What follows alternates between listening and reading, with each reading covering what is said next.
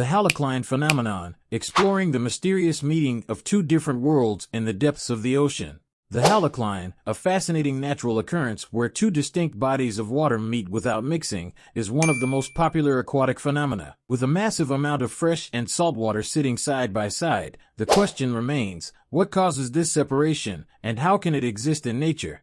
Does this phenomenon only happen between saltwater and fresh water, or are there other types of water that can experience this phenomenon? And most importantly, is the halocline exclusive to a specific location, or can it be found in many places around the world? Join me, Uncle Davis, on this episode of Midnight Musings as we explore the secrets of the halocline and discover how these two bodies of water can exist side by side without mixing. Don't forget to subscribe and hit the notification bell to get the latest videos from our channel.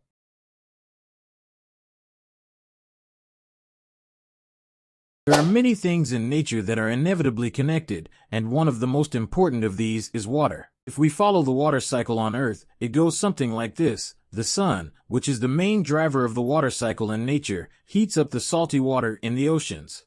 Then, the water begins to evaporate into water vapor, which rises to the upper layers of the atmosphere on ascending air currents. These air currents condense and produce clouds that move from one place to another on the surface of the Earth. The clouds then collide with each other and release heavy drops of water in the form of rain. This rainwater eventually accumulates again on the Earth's surface in the form of ice, rivers, lakes, or other sources of fresh water. In the end, every source of fresh water is inevitably destined to meet with one of the sources of salt water. This is where the confluence of a river and the sea comes in, which is sometimes called an estuary. It is not always the case that the river is at a higher location than the sea, as some people think. The fresh water can fall into the saltwater like a waterfall, and the scene can be compared to a rectangular swimming pool with a line dividing it in half. The right half of the line is blue, representing fresh water, and the left half is green, representing saltwater. Both are at the same elevation, and there are no physical boundaries between them in nature. The freshwater river can flow right next to the salty sea without any physical barriers between them. Despite this, each source of water performs its own cycle, and there is no water exchange between them. This phenomenon is called a barrier. The barrier is a well-known phenomenon, and you have probably heard of it before, seen some pictures of it, or studied it in school. The question is, why don't freshwater and saltwater mix with each other even though they are adjacent to each other in nature? The answer lies in several factors, but the main reason for the non-mixing of water is due to the difference in salinity levels between the two bodies of water, which results in a difference in density. Although the two bodies of water appear to be the same, they have different properties, and their densities are different. The density of saltwater is higher than that of freshwater, with a density of 1.025 grams per cubic centimeter compared to 1 gram per cubic centimeter for freshwater. This difference in density plays a significant role in preventing the mixing of the two bodies of water. Another factor that affects the mixing of water is the presence of a barrier that separates the two bodies of water. The barrier is created by the difference in density levels, and it prevents the saltwater from flowing into the freshwater and contaminating it. The barrier is not a thin line but rather a tilted wall that extends from the bottom of the water to the top, preventing the saltwater from mixing with the freshwater. Other factors that contribute to the non-mixing of water include surface tension or the cohesive force between water molecules, temperature differences, the length of the river, acidity levels, suspended particles in the river, and the rate of flow. All of these factors, along with the difference in density levels, contribute to the creation of a barrier that prevents the mixing of fresh water and salt water and creates what is known as an estuary. Given the aforementioned conditions, when two bodies of water meet, an intermediate zone with a certain salinity and thickness forms between them, known as a halocline. The concentration of salt gradually decreases from the side with saltwater to the side with freshwater, and the movement of water within this zone is very limited, resembling stagnant water. This is in contrast to the continuous water movement in the bodies of water on either side of the halocline.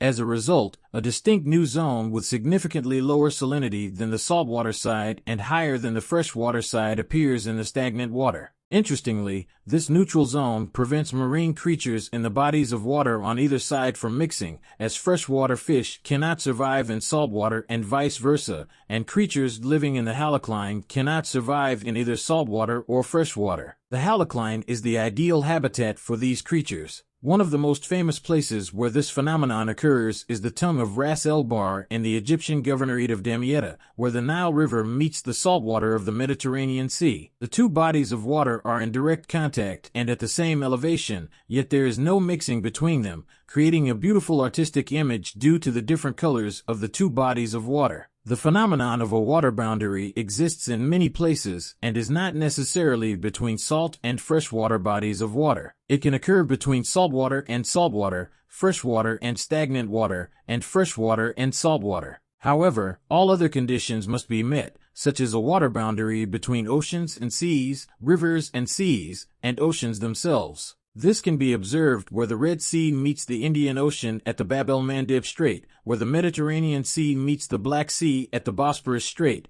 and where the Mediterranean Sea meets the Atlantic Ocean at the Strait of Gibraltar, as well as in some North American rivers that flow into the Atlantic Ocean, extending up to 80 kilometers without mixing with the water.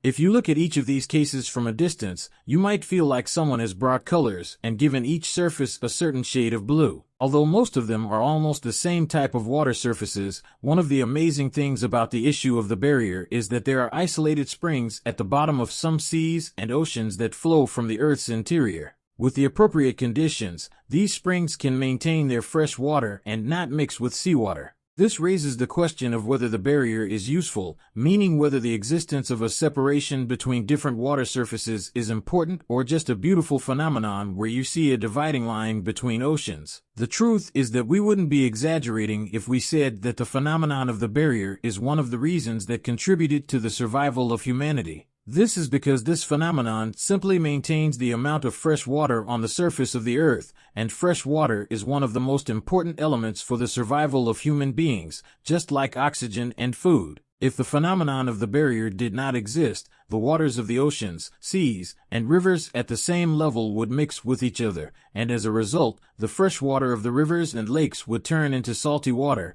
and the sources of fresh water on the surface of the earth would completely dry up. If at any point you thought, if the rivers become salty, can we drink groundwater? Let me tell you that there are springs and openings in the bottom of the oceans and seas, as we explained earlier. If the phenomenon of the barrier disappears, the fresh water in the openings at the bottom of the ocean and the seawater will gradually mix, and the connected network of groundwater will be completely spoiled and will become unsuitable for both marine and freshwater creatures, since water will change and its properties will no longer be the same. However, this phenomenon still exists and is present to this day, and therefore we can benefit from the limited percentage of fresh water on the surface of the earth without any problems. In this way, we have answered the question of how water does not mix at the barrier, and if you have any questions that come to your mind in the middle of the night, you can ask them here in the comments. If you liked the video, don't forget to like, share, and subscribe to our channel to receive our videos regularly.